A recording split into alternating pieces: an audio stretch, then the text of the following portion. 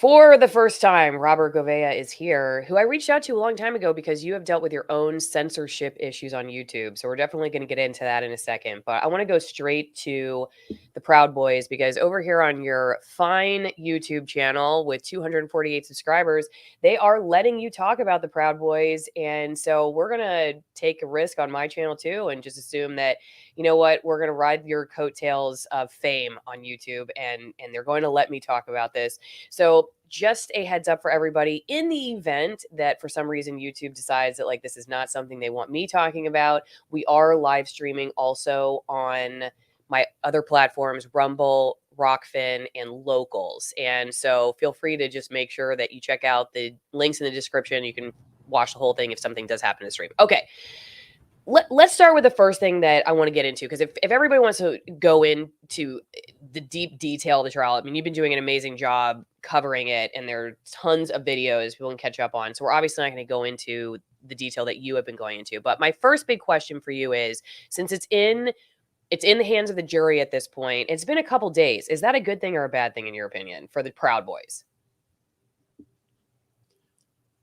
I think it's a very good thing. I like the fact that they're asking questions. And yesterday we got 3 different jury notes, and there were some pretty good questions in there. They wanted to review some pretty detailed video footage from actually January 5th, not even January 6th. And the video footage had to do with an FBI confidential human source informant actually picking up Enrique Tarrio, the leader of the Proud Boys. And so it seems like the jury is looking beyond just the January 6th event, which is really a big part of what the defense was wanting them to do, saying that there was a lot more detail to this than the government is letting on. And one of my biggest concerns was, would be that this is a Washington, D.C. jury, and they have been in this bubble of constant media onslaught about what a horrendous event this was. And so I was concerned that maybe they would just walk in, listen to the prosecutor, and just check all the boxes. But the fact that they're waiting and the fact that they are asking questions and deliberating, I think is a very good thing. So we'll see.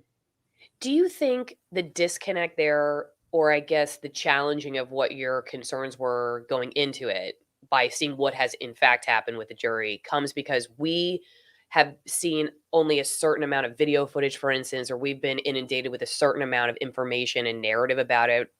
This is an NBC article, for instance, about the trial itself, and it's very biased in a particular direction. No surprise to anybody there. The jury then sees a much wider spectrum of information. Do you think the disconnect for us saying, wow, they didn't just convict him right away, is more a reflection of the information we've been fed about this particular case and about the Proud Boys generally speaking, versus when you finally like open up the files and look at it all in total, you get a much more nuanced perspective on it?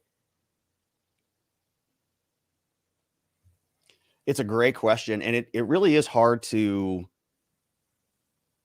I think, bifurcate the two and put ourselves in the juror's shoes. But this trial has been going on for over 60 days. And so the jury has seen a ton of stuff. And it's a lot of the things that we have not seen. So for your audience, this is a federal trial, and federal trials are not broadcast. And so it's very hard to see anything of really what is going on inside. There is a media room where journalists will hang out and watch the trial, and then they'll live tweet it. And essentially that's what we've been covering from. And so we've been sort of peering inside, looking at what somebody else is watching and what this trial looks like. They do ultimately release the transcripts of the trial, but they're very expensive and they are delayed. And so it's hard to keep eyes on what is going on in the trial. But surprisingly, we've been able to do, and I think extract a lot of the happenings from these live tweet threads, because they're there and they're tweeting, almost transcribing in real time. And in those tweets, what we have seen is a lot of evidence be presented, obviously 2 months of trial, but we have seen a ton of evidence be kept out. So Judge Kelly has issued a ton of rulings. The defense team has been trying to get evidence in about a number of confidential human sources, FBI informants. They're saying as many as 50 of them, that they are submitting motions. Your Honor, can we talk about this? Can we tell the jury that the FBI is doing these things? And there's all sorts of problems that we as external observers can see. We actually can see this is evidence that we feel should be admitted, that is really improper that it's not being admitted and considered by the jury. And so from our perspective on the outside looking in there, it feels like maybe the jury is being blinded a little bit. And then that leads to the concern that they're just going to go in and do whatever the government is asking them to do because they can't see everything. And so that was, I think, my initial gut reaction watching and following along in this trial. I was observing the judge continuously keep evidence out that I thought should be in that would be very useful for the Proud Boys defense. And then that led me to be concerned. The jury would receive the case and then not see those key facts. But the fact that they are then turning around, they are wanting to see things. One of the jury notes yesterday was about wanting to see the shield. So one of the Proud Boys, Dominic Pizzola, is being charged with taking a shield away from one of the Capitol Hill police officers there. And his defense was that he was basically, the people in the crowd were being shot at by police. And there was testimony about this, that they were standing up on the upper terrace, shooting non-lethal projectiles, but at people, calling them out, one by one, and then shooting them essentially. And there was one individual who had his face hit and he was bleeding all over the place. He had a big hole in his cheek. So one of Dominic Pizzola's defense was that he got the shield to shield himself. It wasn't a robbery. It wasn't a theft. It was a peaceful protest crowd that then got attacked. And so the jury wanted to see the shield. They wanted to examine it. They wanted to examine the bullhorn. And these are things that, in my mind, if they had already come to a conclusion on that, if they were not entertaining Dominic Pizzola's defense at all, if they just said, no, this guy's making that up, that shield was for another purpose, or whatever alternative theory they were coming up with, they wanted to see it and they wanted to inspect it. And I am happy that that is something that's happening, because oftentimes, especially in some other J6 cases, feels like it's very much routine. It's just very mechanical. Jury gets the case, or the judge is ruling on a bench trial and it's just open and shut. And this is a very complicated case. There are 5 co-defendants, a ton of different charges. So the jury does have some work to do. But some of the questions, I think, lead to the revelation that they're at least considering some of the defense arguments. All right, I want to go back in time in a second and have you just explain to people who are unfamiliar with the case what exactly the charges are and what's at stake with this. But first, man, if you're going to watch some of his videos, Robert's videos, you're going to be there for a little while because there's a lot to go through, which means you probably need a good glass of wine. So if you're looking for an amazing Malbec that you can get, especially for that favorite mom in your life, go to AllisonWinePromo.com. These are high altitude, extremist altitude. Nothing pairs better actually probably with this trial than an extremist altitude Malbec, right, from Argentina. Fewer pesticides at this level of elevation, way higher than where I ski. The one in the middle from almost 8,200 feet. And also the oldest vineyard in Argentina, over 200 years old. Can get these wines at a grocery store. Why would you want to? It's a great way to support my work. And you get 50% off the wine and 50% off shipping. So go check out AllisonWinePromo.com, get some great wines and support my work. You can also get TwinEngineCoffee.com/Allison, another great way to support me. We got light roast, we got dark roast. We also have espresso. I'm drinking my espresso right now. Is a raw milk latte. I put a little bit of almond extract, a little vanilla extract, and some raw cocoa powder. I call it my mocha amaretto latte. Can't get it at Starbucks. Why would you want to? Another great way to support my work. Like I said, we got light roast, dark roast, and if you are in a medium roast, of course, can't leave out the medium roast, middle America. But if you like tea, you get a Katura tea. This is tea made from the fruit around the coffee bean. Check it out right here. It tastes a lot like a black tea. It's very good, low caffeine, high antioxidants, and just simply delicious. I cold brew mine for 24 hours. It's great for the summer. And it's finally, God willing, going to be 80 degrees next week in Washington State. Great time for us to hopefully at some point in the near future pack up and move out of this godforsaken region of the country. Okay, so let's go back to the trial. So NBC, of course, is saying that they're blaming Trump and that basically they say he's the scapegoat and he was calling for them to be wild, and they were just answering the call of their commander-in-chief by going to the Capitol on January 6th. And here, attorney for Biggs told jurors their commander-in-chief sold them a lie, but they were just doing what, they were just doing what they thought that was the right thing to do per the beck and call of their commander-in-chief. So what's your interpretation? Like, let's talk about the charges, but can you also run us through the defense's interpretation of what exactly happened. And you tell me you think we can talk about this on YouTube. So if you at any point, please let me know if you feel like, hey, you know what, we cut the stream. I'm happy to do so. But take it away, Robert. Yeah, I think we can color within the lines here, but it is a complicated set of charges. It's a complicated set of co-defendants. So there are 5 different co-defendants, and there's, I think, 9 different charges, sort of split between the 5 of them. And there is some complexity in trying to figure out what charges go to which co-defendant and all of the different charges. You can look at them in the indictment.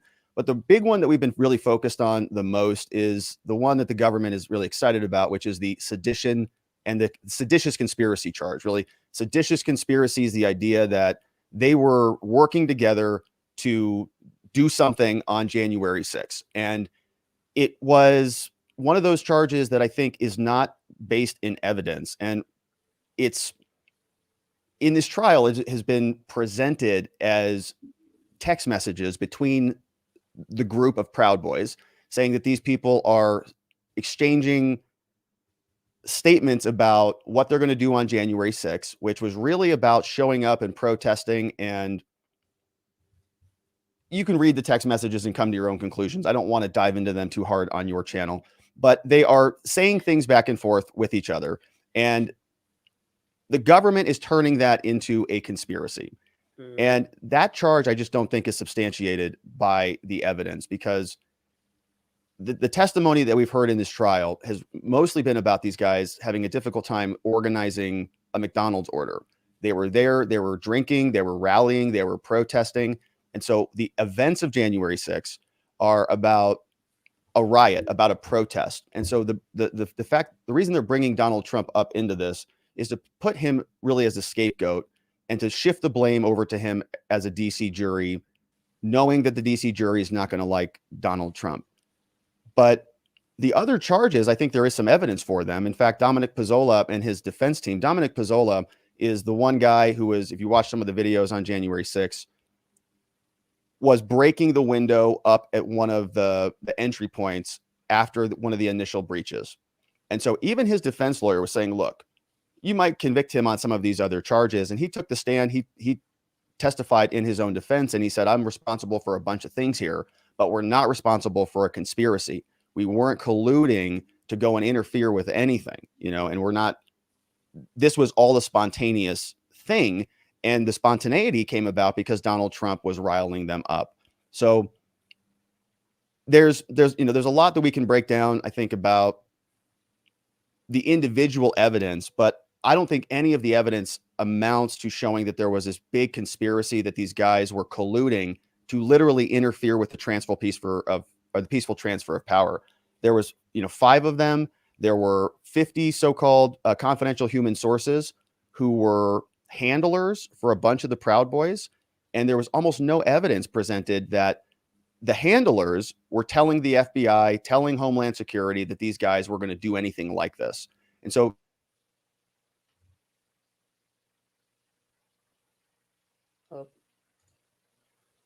I lost Rob's mic.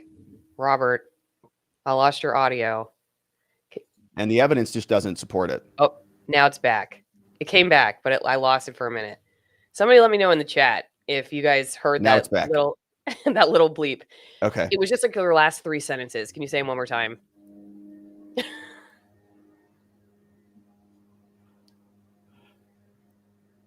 I'm hearing feedback too. Are we getting a weird loop? I'm not hearing any feedback, but you're going out. It just like went dead silent. Yeah, he cut out. Okay, that's what people are saying. Yeah, for some reason you went silent for a second and then you came back, but I don't hear any feedback. I can take over for a minute if you want to fix something, but you're just on like a 3-second delay for some reason now. But it sounds fine. It's totally fine. It's just on a delay, but you were cut out for a second. Try again. I'll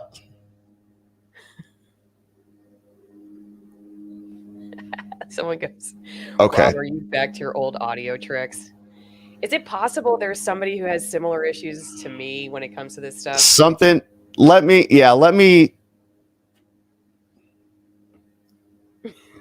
me change something. I'll be right back. Okay, everyone. I love it. It's always, we'll see you in a second, Robert.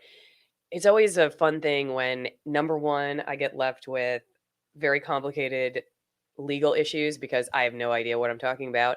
And number two, it always makes me wonder about what's going on when I talk about these particular cases. Not to go down the conspiracy rabbit hole, but anyway, one of the things I was going to ask Robert about, which I'm very interested in, is the role of the the FBI in this case, and how who is it, the head guy, what was his name? It's Taria, is that his name? Who was like an FBI informant, right? Am I getting that right? Somebody tell me. I'm just trying to hang on to the stream while I'm waiting for Robert to come back. Wasn't he working with the FBI? And yeah, here he is. He's back. Let's try it again, Robert. Okay, yes, I Who was is the right. name? Thank Who you. would you bring up? I was talking about Tario. Is that how you say his last name? He was working with the FBI. Enrique Tarrio was picked up by a confidential human source the day before January 6 from jail. So Enrique Tarrio was generally recognized as the leader of the Proud Boys, and he was not even there on January 6. He's one of the co-defendants who's been charged with seditious conspiracy in this case, and he was arrested, I believe it was on January 4th in Baltimore, and he was put in jail. There was an ordeal at another protest where he was apparently burning something, or there was some vandalism or something. So he got arrested, and the judge told him, "You're not allowed to go back to DC. Get out of the city." So he did. He wasn't there on January 6th. And when he got out of jail on January 5th, an FBI informant picked him up and brought him back to a hotel room. And that was one of the pieces that the jury was asking about. They wanted to see that video and ask, why is this guy called Kenny Lizardo, who's a confidential human source who was apparently communicating with the FBI about it. Why was he picking up the leader of the Proud Boys and bringing him around to help facilitate the commission of a seditious conspiracy? It doesn't make any sense at all. And in fact, there's more evidence that Enrique Tarrio, through a long history of prior rallies and prior protests and things, would be openly communicating with the police and tell them, this is what we're doing and this is what's going on. And so to sort of leave all of that stuff out and just show the jury some select text messages from Telegram groups is not, in my opinion, enough evidence to convict them of this big seditious conspiracy. But the standards have been adjusted so massively that the government is basically arguing, as long as they had a similar intent, as long as they kind of had a similar objective, that's enough. They didn't need an actual plan. They didn't need to form the conspiracy on a particular date. They didn't need any real specifics about who's doing what or where. They didn't even need a possibility of accomplishing it or getting anything done. It was just a conspiracy because it was a loose organization, and they charged them with that. And, they really need this charge to stick, because I think without it, it doesn't turn into an insurrection. It just turns into a riot. And this case plus the Oath Keepers case are the two big, homegrown domestic violent extremist groups that they can then use to weaponize all of the DOJ, all of the FBI, and then really make a connection back to Trump. Okay, everyone's saying your audio is great now. And okay, let me ask you about this. When I look up the definition of sedition, it basically just says here, conduct or speech inciting people to rebel against the authority of a state or a monarch.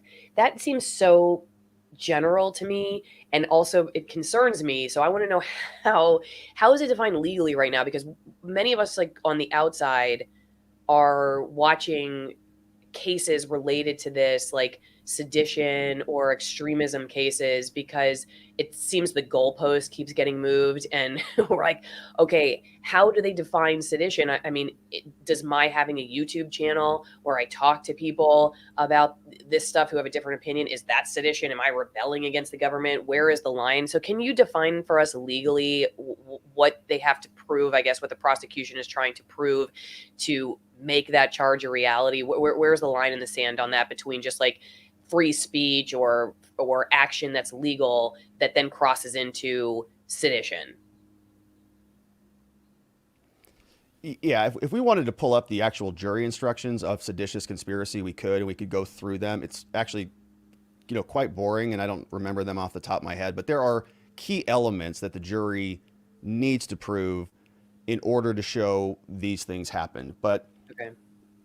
your question, I think, is still extremely valid, even though I can't answer it with the details. It is about it is about the standards and about prosecutorial discretion and about when cases are charged. So, for example, here's the problem.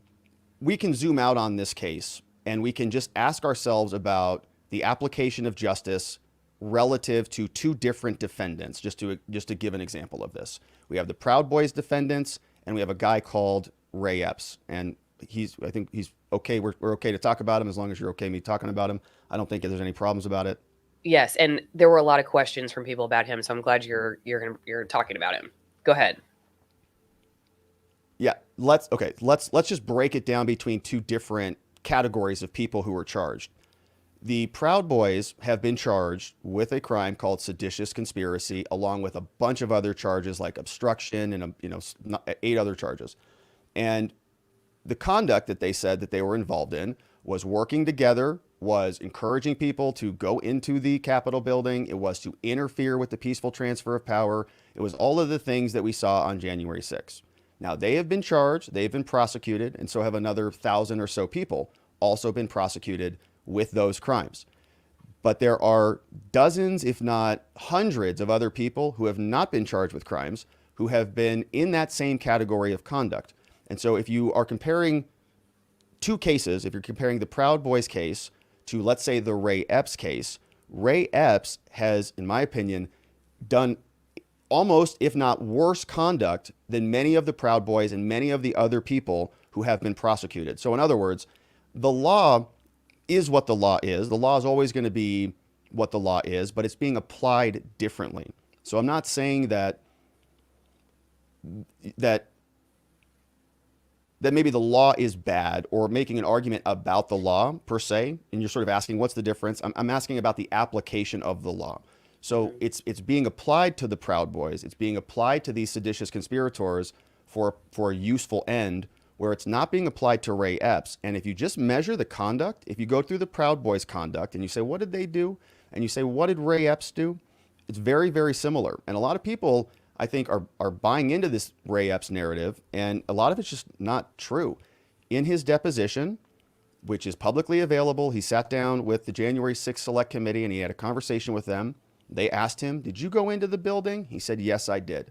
So we've got Ray Epps now, who was on the FBI's most wanted list. It is still public. You can still go to their DC field office, FBI post on Twitter. They had Ray Epps in there as an FBI most wanted violent offender from January 6th. I think he was number 16 or 17 on there. So somebody on the FBI identified him as being a violent person that day. They put him on a list.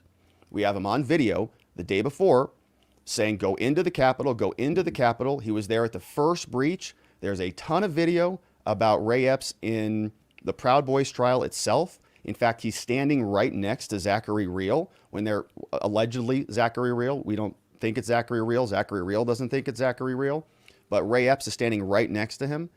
And so he just is this character that keeps showing up time and time again. And he's done much of the same conduct that all of these many other J6ers have allegedly committed, but he is not being prosecuted. And so the question is really not about the intricacies of the law. It's really hard for me to make a good argument that there wasn't a trespass when they went into the Capitol building, right? Some of these things are just what they are. Sometimes the law is broken and there are just bad facts around it. But the problem is with the application of the law. And Ray Epps, by the way, also has a history of being an oath keeper, which was another group that was also prosecuted as seditious conspirators in the J6 cases. And so when we zoom out on this thing, it's a question about why are some people being treated differently? Why are some contingents of this country being investigated? I haven't heard any investigations about Antifa or about whether there were any other usurpers. They're not even looking into it there on January 6th. And when we can start going through the video, there's a bunch of people that have been unidentified. There's this other guy in red who the defense has identified from the Proud Boys case, who was at every single breach. And we're still looking for the pipe bomber. We're looking for all of these people.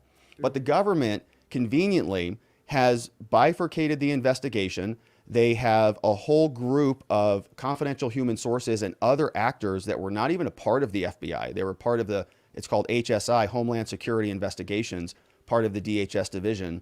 And they had their own batch of confidential human sources that have never been disclosed to anybody, as far as I know. And the jury never heard anything about it. So that's really where the problems are. And look, if they wanted to prosecute everybody equally, if they wanted to charge all these other people with seditious conspiracy and go after all, and be honest and transparent about what was really going on, release the footage so we can see it and apply the law in an equal fashion across an equal standard, I'd have a lot less to complain about here. But that's not what they're doing. They are selectively identifying groups of people that are useful to their narrative and prosecuting them, while allowing others to have puff pieces with Adam Kinzinger and 60 Minutes and parading them around like they're victims when they were there the night before, by many people's accounts, doing conduct that was way worse than other people who have been charged with crimes.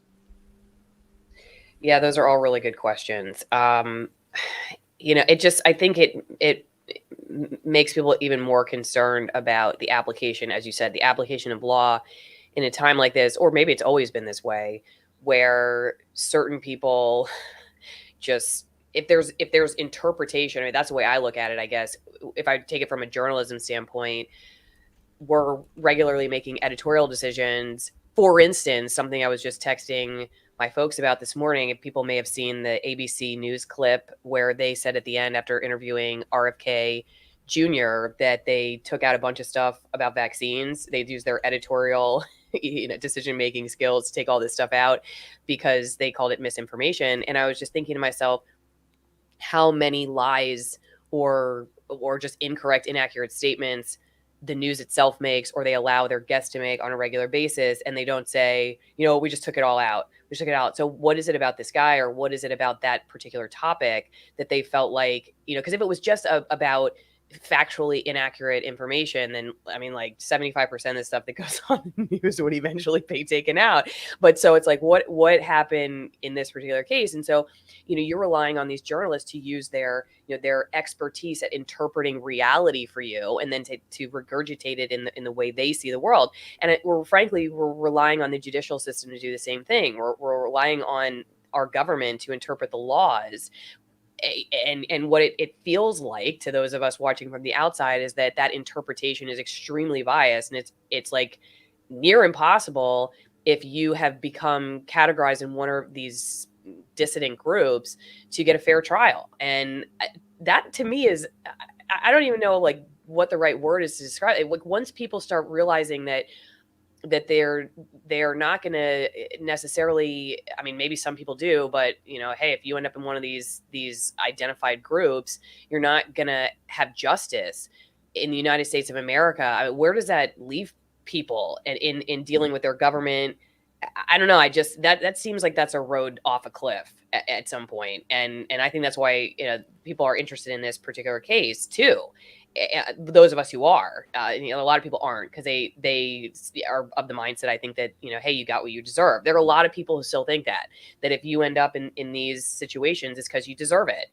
And the more people I interview in the censored world on these particular topics, the more I realize like that's not it at all. That's a very naive way of looking at the world. I used to think of it that way, but the more I listen to people like you and others who cover these topics in depth, it's really you're leaving a lot of power in the hands of a few people who have big egos and myopic views of the world, and that's concerning.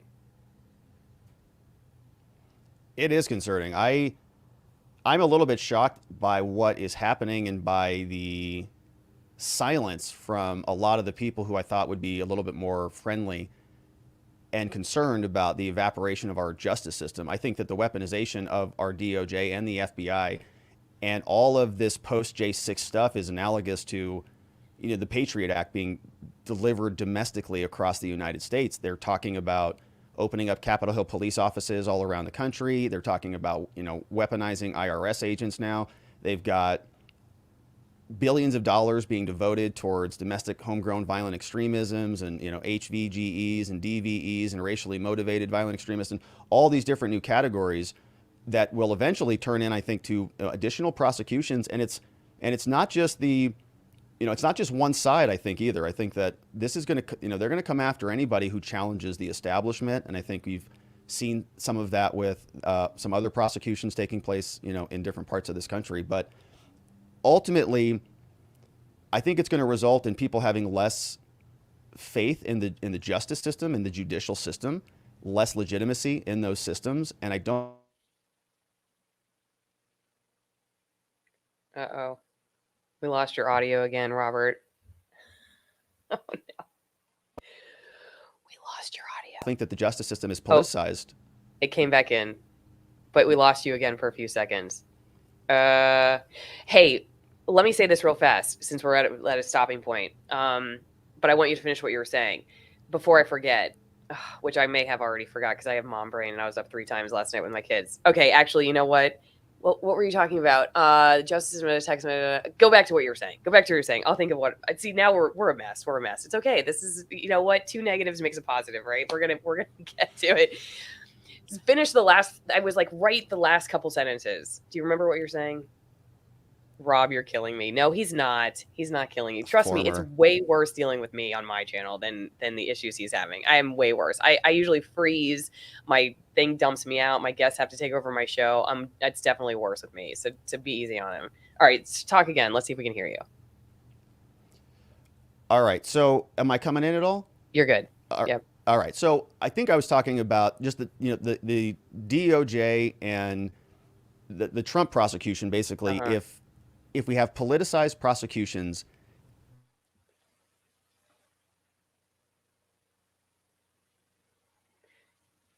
I think the FBI is in the middle of this stream.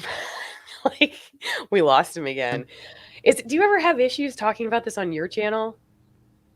Say blink twice if you're okay, or if you've got FBI swatting you right now in the background. I think no, I'm okay. Oh, it just came back. You're on like a 4-second delay. No, I'm okay. I never use StreamYard, so I just don't know. Do what you did last time, because that worked for a while. It worked before the FBI caught on to it again, and then okay, bye. Oh, man, what was the thing I was going to ask about? I was going to ask him about text messages and the concern over the definition. Somebody asked me a good question, and I'll answer it. Let's go over to locals. This is actually a good opportunity for my locals promotion, okay? Don't forget, if you want to support my work and my editorial board and all the amazing guests who get blocked and swatted while they're on my channel, go to AllisonMorrow.locals.com and you can put your questions in ahead of time for interviews. It's a $5 a month low fee. It's like 10 cents a day to put in questions for the most censored people on the internet. Great value. You get to be the news reporter. And honestly, the questions are a lot better than I would have anyway. Here are some of the questions came in for Robert yesterday. We did talk about Ray Epps. Sorry. I don't think he was a witness, but I'm going to double check on that one. I do not think so. And also, I do think we need to talk about the QAnon shaman when he gets back, because one of the more interesting things about that too is what's happened with him. And what about the footage? Like Robert was talking about the trespassing charge, but what about the footage that Tucker Carlson showed, for instance, where they're basically just being like let into the rooms, and has that changed anything? Remember the footage where like I did this tour inside the Rumble headquarters with Felix Montano, and we were joking about how we were insurrectionists going through Rumble, because it's basically was like the same thing in the video. We were getting tour guided through the building, and so that was our like mini insurrection. Anyway, okay, what else can we? Okay, make sure we get a good plug for his locals. So go to support him too, because Robert's over there too. Robert Gouveia. I'm gonna guess it's robertgouveia.locals.com. He's still not back, so let's talk about something else. What do we want to talk about?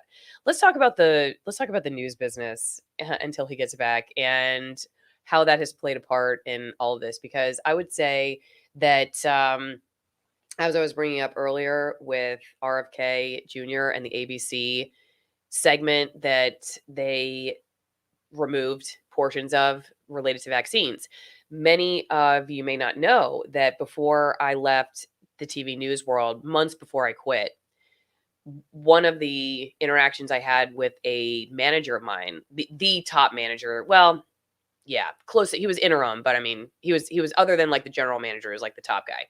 And I had recently come across this guy, Dr. Zach Bush. I don't know if you all are familiar with him, but he is a really, really interesting doctor. He's triple board certified in a bunch of different worlds, like metabolism. He's a gut health expert, probiotics guy. He works with farmers to get them off Roundup, and we used to be a cancer researcher and then got really into health. Anyway, he was coming to town to Washington State to with a bunch of other doctors to talk about this exemption debate that was happening for childhood vaccines. And basically Washington State was wanting to remove I think it was either the religious or the philosophical vaccine exemption for kids in school. And so it was an issue that we were covering in my newsroom. And usually what we did, which is often, I think, something that you see on the news, is we would put, say, a mom at a protest. She would be on there saying how she should have the right to decide her kid's medical issues. She should have, they should be a parental decision, and the school system should not be making those decisions. And then we would have the Department of Health, for instance, on talking about how awesome vaccines are, and it was like it was an unfair fight the way I looked at it. Robert's back. I'm gonna bring him in, but Robert, I'm just gonna finish up what I was saying about how the news makes editorial decisions, because when I saw that video that ABC edited out this particular part, it reminded me of this instance right before I quit. So we're covering this issue of childhood vaccine exemptions, and I was an environmental reporter, so I wasn't going to be covering that case. I wasn't covering that issue. But because I was following Zach Bush and I saw that he was coming to town for this conference for Informed Choice Washington, I was interested to go because he seemed like a pretty credible guy, really smart, interesting guy. Like I said, into a lot of the topics I'm into: nutrition, health, food, chemicals, toxic stuff like that. And so I suggested to my boss and assignment editor and health reporter that they go to this conference, because we had been covering this topic of the vaccine exemptions, I thought unfairly, like putting a mom up against the Department of Health. I wasn't getting much out of that. I wanted a fair fight. I wanted doctor versus doctor, or health authority versus health authority. I just thought that was the fair way as journalists to cover it. So I suggested that we go to this conference. And my boss called me, I think, because he didn't want to put this in writing. And even though I had won 2 Emmys at this point, I was at the top of my game in that newsroom. I never had a conversation like this, never been pulled in for any kind of reprimand or ethical issue or anything, judgment issue. I was allowed to basically do whatever I wanted in that newsroom.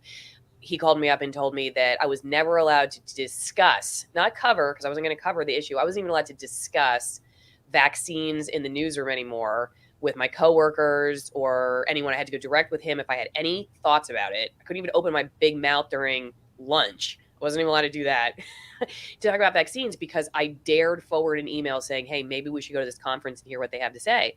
And it made me think, like, what is up with this topic that you can't even ask questions about? So of course I went to the conference because I was then even more curious about it. And, now here I am talking about this issue on a regular basis. But I think people should know it, because there are topics the news agencies, just like, they will not touch. And I wonder, Robert, the reason I was even bringing this up is because this trial, and touching the nuances of the Proud Boys, I had a reporter on from Como who was fired over, like, literally all he did was go to a Proud Boys rally in Washington. He put up straight raw video. He didn't even have commentary about it.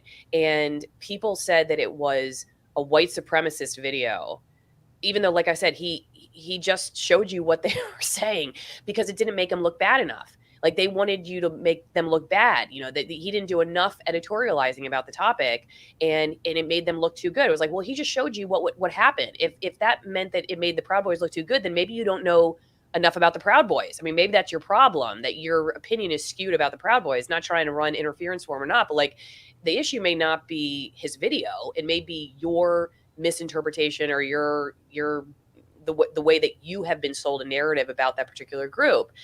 So, curious from your perspective when it comes to like the bigger issue that you were discussing too, the concerns that people have about being identified in a particular group and then not getting a fair trial, being charged with something that another person's not going to get charged with, and then not getting a fair trial because of that, because of who you are. What also do you think is the role of the media? Just like not even, I mean, they won't even give you, it's not even that they won't even give you a fair debate. They fire the reporters who cover this stuff fairly. Like you're not going to hear about it. Same with the vaccines. Like that, you get fired, you can't talk about it. I mean, it's not even like you're going to get biased information. In a lot of cases, you're not getting any information at all. And so I don't know. I mean, I'm just curious what your thoughts are on that as well. And thank you for coming back. And I hope I stretched well enough. I say, look, I still have 150 people watching, so I feel like I didn't do too bad of a job. Take it away. You did great, and I apologize to everybody in the chat. I You're apologize all to you, good. Allison. I'm not sure what the deal is. I'll have to diagnose that later. But I think that you're right. This is a big problem. I think it's about narrative control. They really want to chill speech and to stop the movement, I think is what it comes down to. I mean, what we saw a lot in the Proud Boys trial was, I think, pretty benign messaging. It was groups of people who wanted to get together, talk about freedom, liberty, and go to rallies, go to protests. Something exploded on January 6th and things got out of hand. It was a riot. I don't think it was an insurrection. But what the government has done is they've taken that, they've latched onto that, and they've used it to further everything, to gobble up more money, more prosecutors, more law enforcement, bigger budgets for the FBI, for the DOJ. And they're going to continue to use that to use it as a narrative to further their political objectives. So I think that it chills the speech. It will concern people who are listening to this trial. I mean, these Proud Boys are being prosecuted in large part because of their messages, their Telegram messages and their Parler posts. In one section here, during the trial, the prosecutor was beating up Dominic Pezzola over his re-parlers, over his retweets. Basically he's like, oh, you liked this one, right? And you liked this one. Oh, and you like this one. He's going, I liked some posts on the internet. Yeah. And that is not illegal. This is free speech, and we're allowed to do those things. So if the Proud Boys are going to be prosecuted, then that will chill other people from wanting to participate in this process, in the political process, whether it's insurrectionary or not. They're just going to say, I'm just not going to, get involved. I'm not going to donate. I'm not going to even talk about freedom or liberty. And it's going to help stop those communities from getting any steam, getting any political momentum. And if you do that at scale across the country, it's very effective. Mm-hmm. Yeah. Yeah, it's disappointing. And then that on top of the fact that it seems like, and again, maybe I just woke up and it's always been this way, but it seems like the way the government operates, and this is at a state level as much as it is at the federal level, is basically like, we're just going to do what we want and we'll wait for you to sue us to tell us that it's wrong. Like they have these huge agencies, these huge legal departments. They have the attorney general. We pay their salary to make sure that they're following the law with their policies. But do they use them? No, they just do what they want. And then we have to pay our attorney's fees along with their attorney's fees to sue them to prove that they're violating our rights. That is just so nuts to me. That it's like, you guys, you have legal teams. You should be figuring out if it's legal first and then not doing it if it's not. But no, that's just not the way it works. It's like, we just wait for somebody to sue us. And now it's just it's policy making by lawsuit. And and then that really is based on whether you have the funds to sue, and what kind of, again, we go back to the judicial system and bias, and whether you're going to get a fair trial. And it's just a mess. Okay, so a couple things over on Locals, alsamar.locals.com, and also you're on Locals at watchingthewatchers.locals.com, correct? That's right. Yeah. Okay. So everybody go support him there. Shout out to Mr. Gouveia and his incessant habit of mapping every piece of evidence for us staunch followers. Been a fan since certain gentlemen owning certain island in certain part of Caribbean certainly stopped being an issue. And then also, yeah, okay, there's your Watching the Watchers. Say hi to Rob for me. That was from Wells Bortonson. This is from Leafybug. Say hi to Rob for me. His show helped me get through this kind of sucky parts of 2021. Then I made the stupid decision to go to law school and now have no time to do anything but law stuff. Rob's champ. So there you go. Wow. Imitation is the highest form of flattery, as they say. Amazing. Okay. Amazing. Let me go to a couple questions. Again, like I said, you get to put in questions ahead of time for interviews. So there was a question about Jake and Jelly, the QAnon shaman. And do you have any insights into the release of him or others? Question is mostly about the timing of the releases. Jacob Chansley is a big story, actually. Today there was breaking. I think his lawyer filed a new motion. I have not read it yet, but my understanding is that the headline of the motion is that he's saying that his prior attorney had ineffective assistance of counsel and that he's going to try to be reopening the case. And I have that queued up to talk about on our channel, but I haven't read through the motion yet. But I don't think that there was anything unusual about Jacob Chansley's release. I don't think that there was some rumor that the videos that came out from the House that went over to Tucker Carlson may have contributed to some sort of acceleration of his release schedule. I don't think that was true. I think that he was already scheduled, I think, to be released this summer. And then you get early release, you get credit for certain things. You can sort of work down your time if you do good programs and stuff. And so he did that. And then he went to a halfway house here in Arizona. And then I just saw, I think this morning, his lawyer filed a new motion to try to reopen that case, in part based upon the video footage, but I think more in part based on ineffective assistance of counsel, that his prior lawyer either didn't look through the video, didn't get the video, didn't ask for the video, or any of the things. So it will be an interesting thing to see what happens there, because I think that there is some smoke there, and it's hard to blame other defense attorneys for anything because you didn't work on the case and you don't see the file or anything like that. But that other attorney, I think, is probably a little bit nervous right now that this case is getting a second set of eyes. Okay, so that was from Critical Thought. Thank you for the question. Grumpy Old Man, what are the odds for, this is for the Proud Boys, Barnes thinks the best they can hope for is a mistrial in D.C.? For the Proud Boys, in terms of the odds of I'm guessing total odds acquittal across the board. That's probably what they're asking about. Yeah, probably close to zero for a total acquittal across all 5 co-defendants. And part of the reason I say that is not to be a doomer and doom and gloomer, but there was something interesting that happened in this case, in that Dominic Pizzola actually took the stand and accepted blame for all of the Proud Boys, right? He sort of threw himself out there and did that. And it was kind of a heroic, amazing thing that we watched happen. And he got some criticism for that, but it was something that I think will result in him being convicted of something, no matter what, right? He's saying, I did certain things, don't blame them, that's me.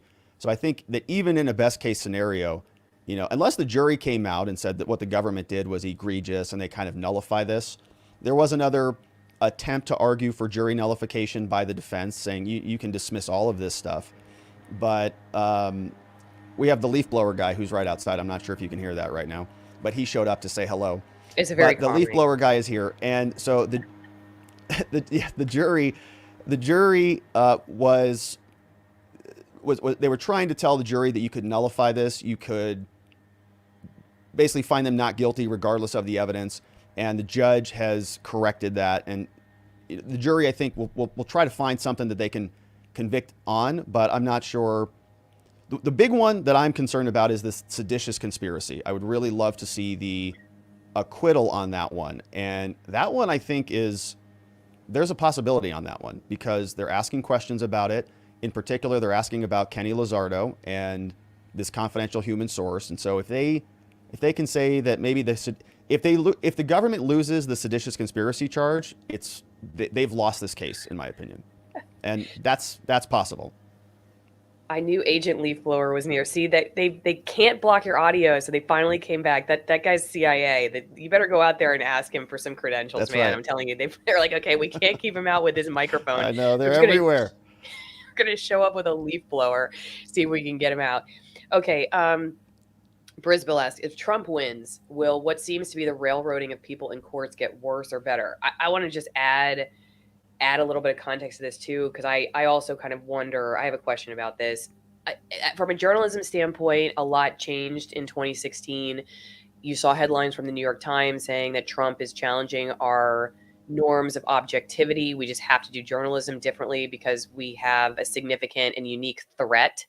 And then the next threat that was significant and unique was COVID. And so we have to do journalism differently then.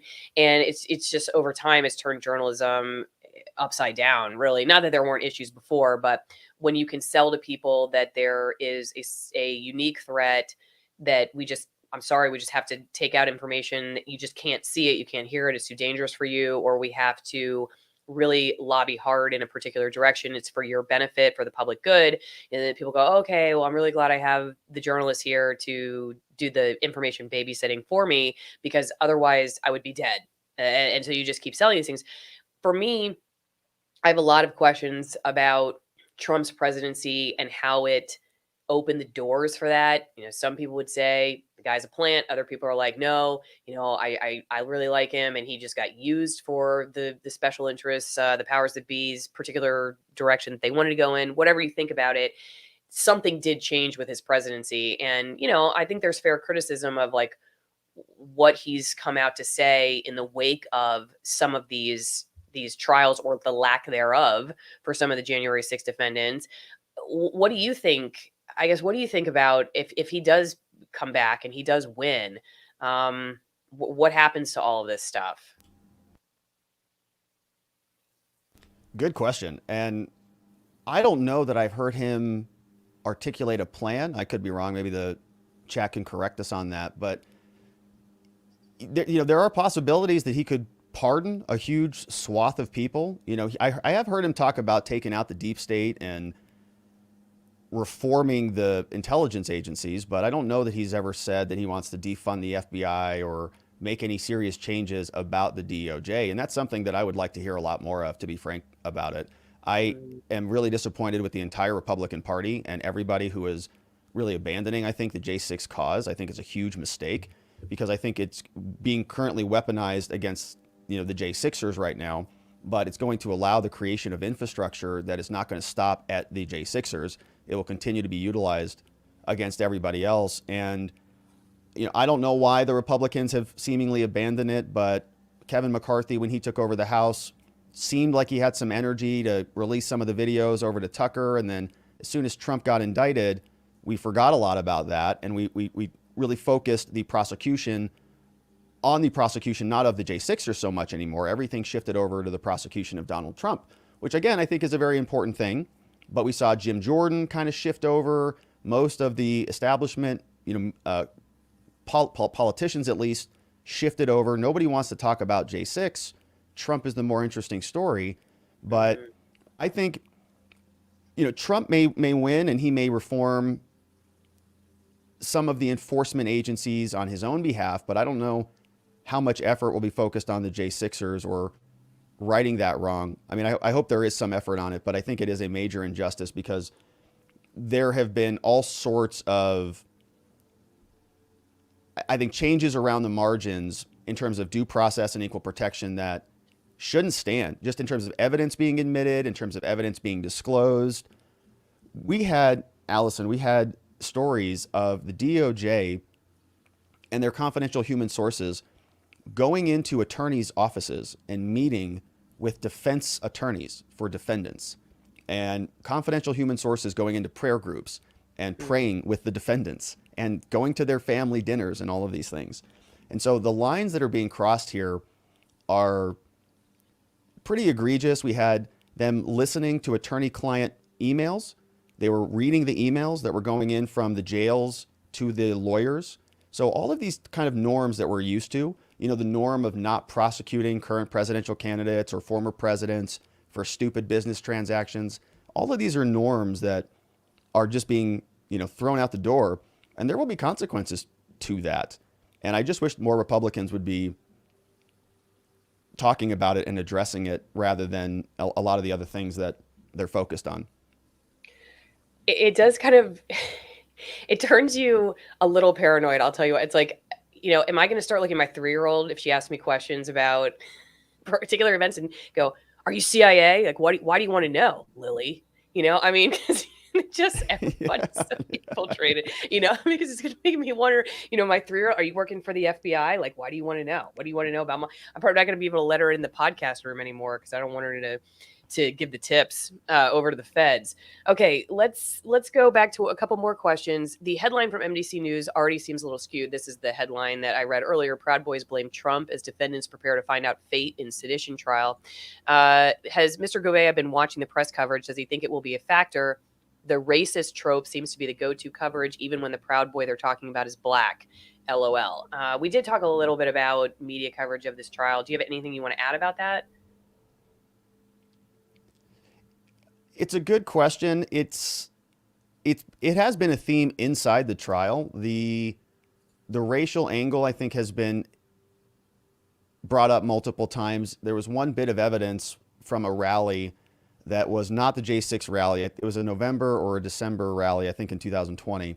And there was one video where there is, according to the court testimony, there's an African-American woman who gets hit in the head and knocked out. And apparently it's a pretty brutal video. And that was something that the prosecutors just played over and over and over again. And we noted that as we were reading through the transcripts. Man, there's a lot of racial commentary in this trial. And the defense tried their hardest to keep it out. They wanted that stuff. They said it's not relevant. There's a rule called 403. When evidence is more harmful than it is helpful, when it's more prejudicial than it is probative, we keep it out. We say it's not relevant to this trial or it's not useful for this trial, so we throw it out. And the defense made a lot of arguments to try to keep some of that stuff out, but the judge just let it in, let it in, let it in. And the prosecutors really took advantage of that. And it's very clearly because there is a mixed race jury. We don't know what the makeup is. But I think what the comment was bringing up was Enrique Tarrio is not a white guy. He's the Proud Boys leader. And I don't know what his official ethnicity is, but I think he's black, or partially black or something. I don't know what it is, but he's not a white guy. And so the idea that the Proud Boys is a racist organization seems like an ironic or a kind of a weird thing to say when the leader is not a white guy. So there are a lot of racial themes in there. And then if you compare and contrast that, Donald Trump right now is going through a civil lawsuit in the Southern District of New York. And that lawsuit is being brought by another plaintiff, and the judge is keeping her racist statements out. Okay, so it just kind of depends on the judge, and it depends on the court, and it depends on the defendant. Some racist statements can come in if they're useful. Others can not come in. And it just kind of depends on the judge. And it goes back to what we were talking about at the first part of this, is about the equal application of the standards. Some things that are hurtful come in if they're useful towards your narrative. Others are kept out. Mm-hmm.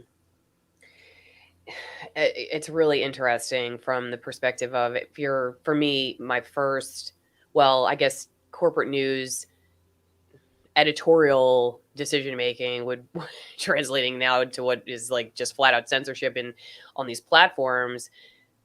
But looking at it now, okay, so in a judicial setting, in trial, do you see the line moving for what would be defined as, okay, this is, because I've heard you talk a little bit about like, okay, this is racist or whatever, like text messages they're not allowing or they're not reading.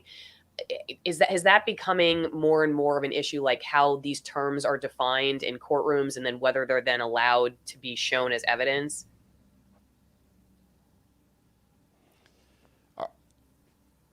So there's always fights about different things that the defense can talk about and that the prosecution can talk about. A lot of this trial has really been going through Telegram messages and text messages and trying to interpret those. And it would be, I think, the same, the government is framing it as this is collusion. This is a plan. These guys are saying they're going to go take over the people's house and all this stuff. And when we read them, it just looks like a group of guys who are just in a chat, dunking on the libs, dunking on Antifa, rallying, up around each other and having fun and going and rallying and mostly drinking. There are a lot of drinking. They all acknowledge that throughout this trial. And many of them have said we couldn't organize a dinner party, let alone an insurrection.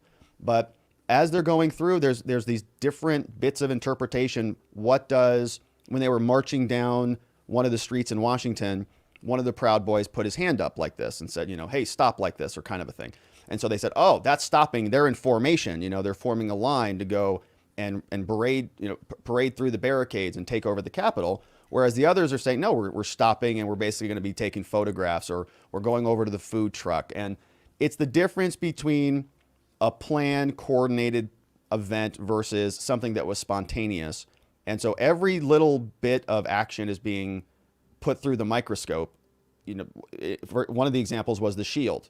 Was Pizzola taking the shield from the officer to go and interfere and interrupt the counting of the votes? Or was he doing it, according to him, just to shield himself because projectiles were coming down from the crowd? Mm-hmm. So that's one microcosm of everything that we're talking about. Government says, no, that's insurrection. They say, no, this is just, regular language. But the text message and the parlor stuff, I mean, that is concerning, because anybody in the chat anywhere who says anything, you start getting concerned that maybe that will be extracted. And there was one FBI agent, I think he testified that he went through 500,000 messages, right, from hundreds of people, and he's just pulling out the worst ones, and they assemble them, and they pick out the ones that have a racial connotation to them. They pick out the ones that are the most angriest when they're drunk, some are 2 a.m, and they put them all in front of the jury, and it's such a cumulative process. They just add them up, and then they play the videos over and over and over again for 2 months,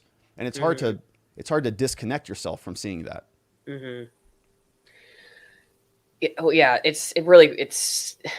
If it didn't have such real world implications from a philosophical standpoint, it's fascinating fodder for conversation. It's just very concerning because it does have real world conversation. I don't know where we are in not even just 20 years, 10 years. And I think about Trump getting reelected, and I personally have a very dark view of how that leads us down another world of just more extremist chasing by the media, by the judicial system. I just see that movement already as such a powerful one in the wrong direction. Even if you have the best view of Trump, I don't see how he makes a big difference there. And I think just the symbology of him just energizes this movement again, like the stupid TikTok bill, which shouldn't even be called the TikTok bill because it doesn't even have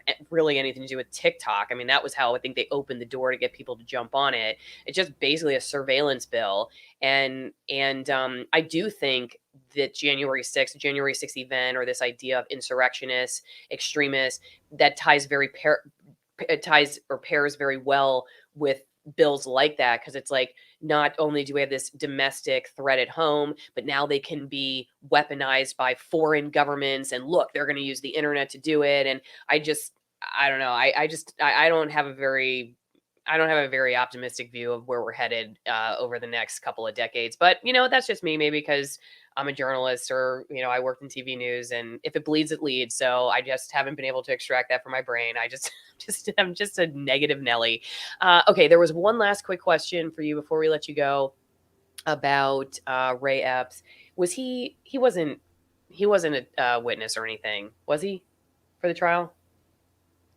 No, unfortunately, he was not. The Proud Boys did try to subpoena him, and this was a big point of contention. They were not able to get him to come into court or get him served with a subpoena. So my understanding is the judge officially signed a document from the defense saying, yeah, if you can serve Ray Epps with a subpoena, he can come in and testify. And Ray Epps actually lives here in Arizona. And the defense filed a motion saying, Your Honor, we can't serve him. And they detailed what their efforts were. They sent a process server to his house. They sent another process server to his house. There were locks on the gates, and they basically couldn't find this guy. So the process server said, he's dodging service. We can't get him, even though we have a valid court subpoena to get him in here. And the defense said, Your Honor, since we can't get this guy, can we please serve him by publication? Meaning, can we just publish this somewhere and then consider that to be personal service, which would require him then to come into court? And the judge said, no, there's no authority for that. So go physically serve him. And if you can get him, he'll be here. but the defense never could get him, and nobody really knows why. We know that in prior stories, he has been driving around in an RV, difficult to pin down. He sat down with 60 Minutes, so he's willing to talk to them, but he's not willing to respond to a subpoena. He also sat down with the J6 committee, but he's not willing to talk with the defense attorneys for the Proud Boys or respond to their subpoena. So they tried to get him in here, and they asked the judge. They tried everything they possibly could, but the judge said nope, and he never made it in. Okay, actually, I have one last quick question. Jury selection, what was it like for the Proud Boys trial?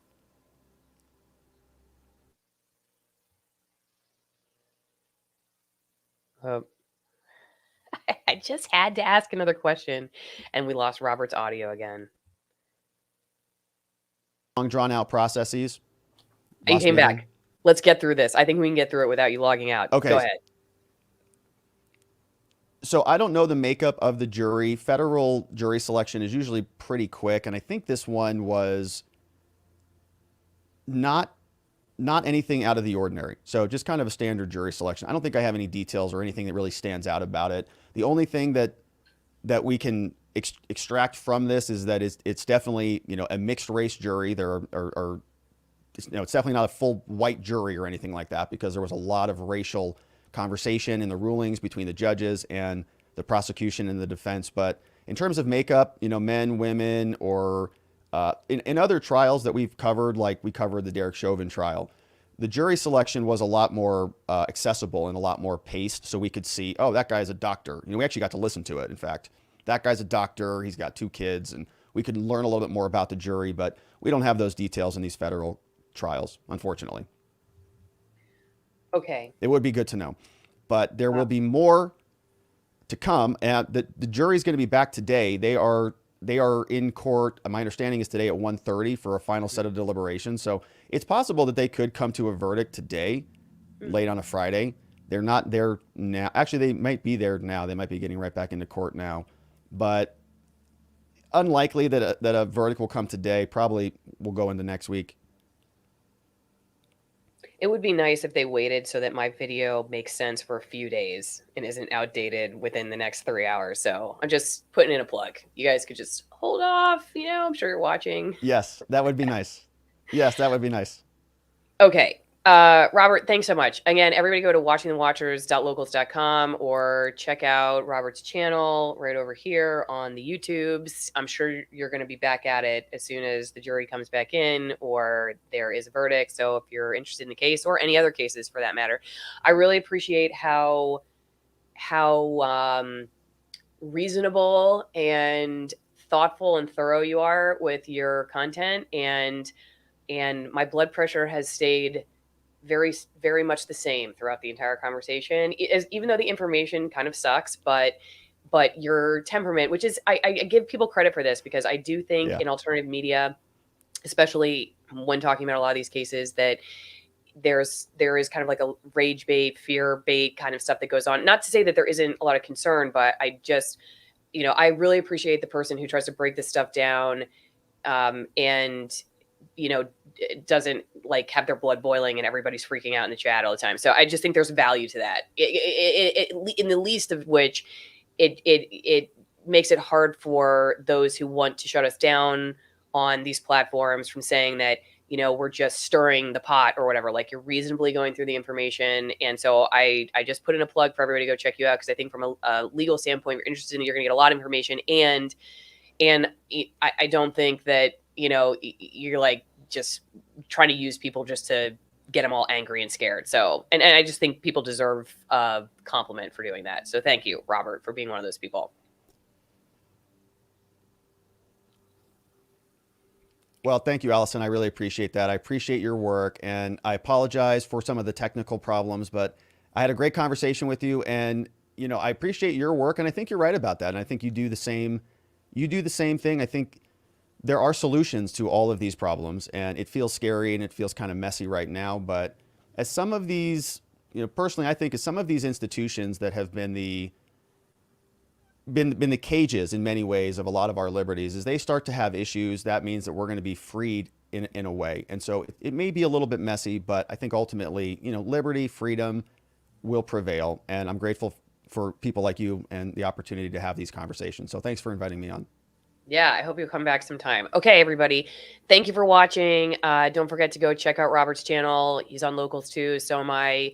AllisonWinePromo.com. You're probably thinking you need a drink after all this anyway. And it's Friday. It's definitely 5 o'clock somewhere on a Friday. So go check out AllisonWinePromo.com. 200coffee.com/Allison for your hangover tomorrow. And we'll see you next time.